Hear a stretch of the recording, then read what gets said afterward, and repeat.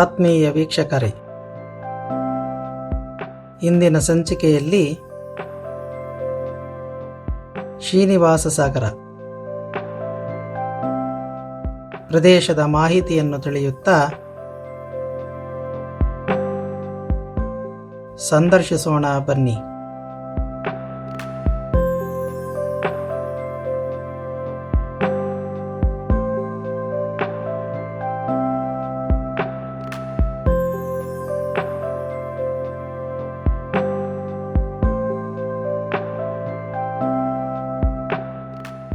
ಚಿಕ್ಕಬಳ್ಳಾಪುರ ಜಿಲ್ಲೆಯ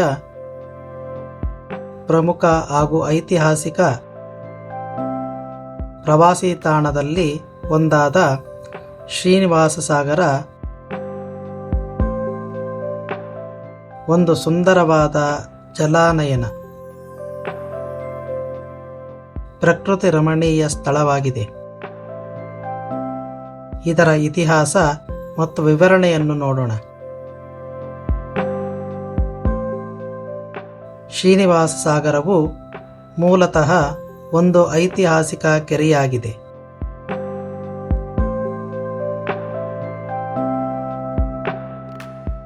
ಇದನ್ನು ಈ ಭಾಗದ ಕೃಷಿ ಭೂಮಿಗೆ ನೀರಾವರಿ ಒದಗಿಸಲು ಮತ್ತು ಅಂತರ್ಜಲ ಮಟ್ಟವನ್ನು ಹೆಚ್ಚಿಸುವ ಉದ್ದೇಶದಿಂದ ನಿರ್ಮಿಸಲಾಯಿತು.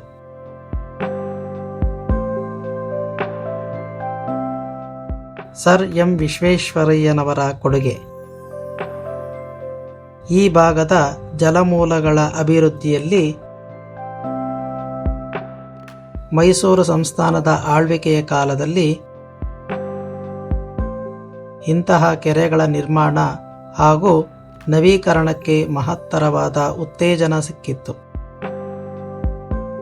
ಚಿಕ್ಕಬಳ್ಳಾಪುರ ಜಿಲ್ಲೆಯವರೇ ಆದ ಸರ್ ಎಂ ವಿಶ್ವೇಶ್ವರಯ್ಯನವರ ತಾಂತ್ರಿಕ ಪ್ರೇರಣೆಯು ಈ ಭಾಗದ ನೀರಾವರಿ ಯೋಜನೆಗಳ ಮೇಲಿದೆ.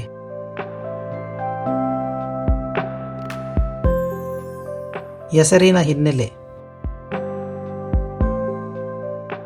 ಈ ಪ್ರದೇಶದ ಇತಿಹಾಸವು ಸ್ಥಳೀಯ ಪಾಳೇಗಾರರು ಮತ್ತು ಮೈಸೂರು ಅರಸರ ಇತಿಹಾಸದೊಂದಿಗೆ ನಿಕಟ ಸಂಬಂಧ ಹೊಂದಿದೆ.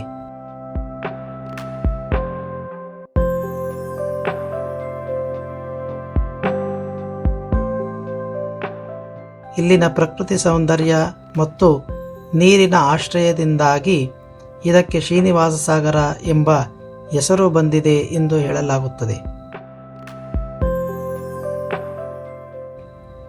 ಪ್ರಸ್ತುತ ವಿವರಣೆ ಮತ್ತು ಪ್ರಮುಖ ಆಕರ್ಷಣೆಗಳು.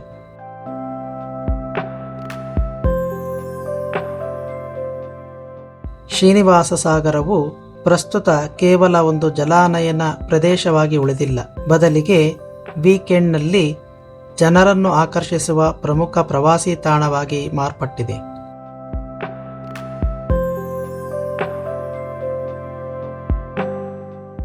ಮಳೆಗಾಲದಲ್ಲಿ ಶ್ರೀನಿವಾಸ ಸಾಗರ ಕೆರೆ ತುಂಬಿ ಕೋಡಿ ಹರಿಯುವಾಗ ಸೃಷ್ಟಿಯಾಗುವ ದೃಶ್ಯ ಅತ್ಯಂತ ಮನಮೋಹಕವಾಗಿರುತ್ತದೆ.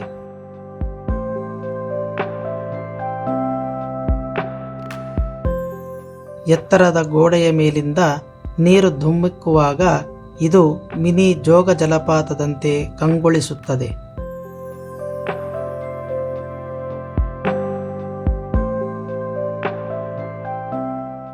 ಈ ದೃಶ್ಯವನ್ನು ನೋಡಲು ಬೆಂಗಳೂರು ಮತ್ತು ಸುತ್ತಮುತ್ತಲಿನ ಜಿಲ್ಲೆಗಳಿಂದ ಸಾವಿರಾರು ಪ್ರವಾಸಿಗರು ಬರುತ್ತಾರೆ.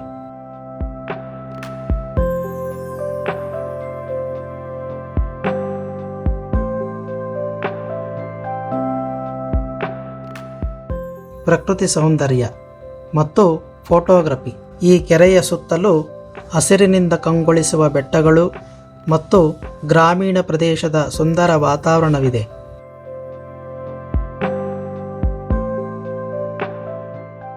ಸೂರ್ಯೋದಯ ಮತ್ತು ಸೂರ್ಯಾಸ್ತದ ಸಮಯದಲ್ಲಿ ಇಲ್ಲಿನ ವೀಕ್ಷಣೆ ಅತ್ಯದ್ಭುತವಾಗಿರುತ್ತದೆ.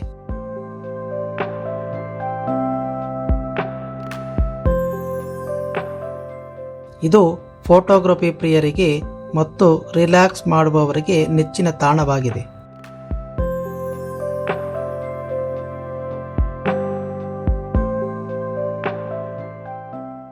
ಶ್ರೀನಿವಾಸ ಸಾಗರದ ತಪ್ಪಲಿನಲ್ಲಿ ಶ್ರೀ ಪಿನಾಕಿನೇಶ್ವರಿ ಅಂಬಿಕಾ ಸಮೇತ ಶ್ರೀ ಪಿನಾಕಿನೇಶ್ವರ ಸ್ವಾಮಿ ದೇವಾಲಯವಿದೆ.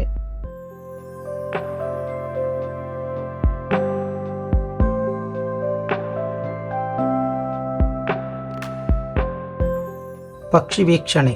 ವರ್ಷದ ಕೆಲವು ತಿಂಗಳುಗಳಲ್ಲಿ ಇಲ್ಲಿಗೆ ವಿವಿಧ ಜಾತಿಯ ದೇಶಿ ಹಾಗೂ ವಲಸೆ ಹಕ್ಕಿಗಳು ಬರುತ್ತವೆ.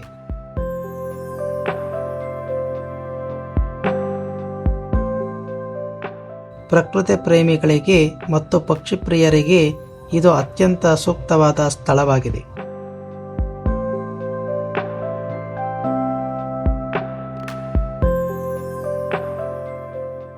ಭೇಟಿ ನೀಡಲು ಮಾಹಿತಿ. ಇದು ಚಿಕ್ಕಬಳ್ಳಾಪುರ ನಗರದಿಂದ ಸುಮಾರು 5ರಿಂದ 8 ಕಿಲೋಮೀಟರ್ ದೂರದಲ್ಲಿದೆ. ಬೆಂಗಳೂರಿನಿಂದ ಸುಮಾರು 65 ಕಿಲೋಮೀಟರ್ ದೂರವಿದ್ದು ರಾಷ್ಟ್ರೀಯ ಹೆದ್ದಾರಿ NH7 ಮೂಲಕ ಸುಲಭವಾಗಿ ತಲುಪಬಹುದು.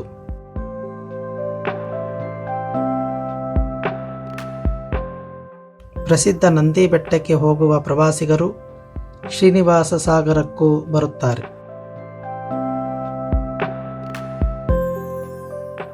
ಉತ್ತಮ ಸಮಯ.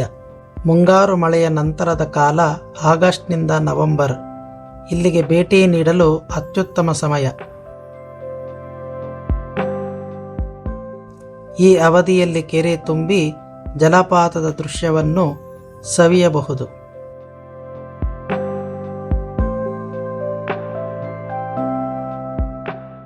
ಬೇಸಿಗೆಯಲ್ಲಿ ನೀರಿನ ಮಟ್ಟ ತುಂಬಾ ಕಡಿಮೆ ಇರುತ್ತದೆ.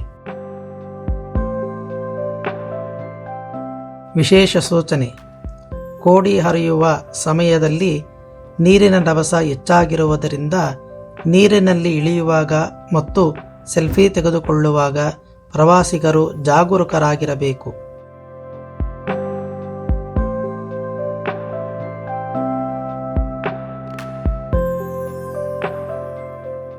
ವೀಕ್ಷಕರೇ, ವಿಡಿಯೋದಲ್ಲಿನ ಮಾಹಿತಿ ಇಷ್ಟವಾದಲ್ಲಿ ಚಾನಲ್ ಅನ್ನು ಸಬ್ಸ್ಕ್ರೈಬ್ ಮಾಡಿಕೊಂಡು ಬೆಲ್ ಐಕಾನ್ ಅನ್ನು ಒತ್ತಿ, ಲೈಕ್ ಮಾಡಿ ಮತ್ತು ಶೇರ್ ಮಾಡಿ.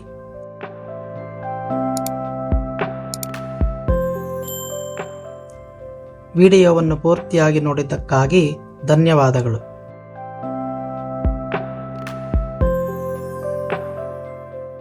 ಮುಂದಿನ ಸಂಚಿಕೆಯಲ್ಲಿ ಸಿಗುವುದಾಗಿ ಮತ್ತೊಮ್ಮೆ ಧನ್ಯವಾದಗಳು.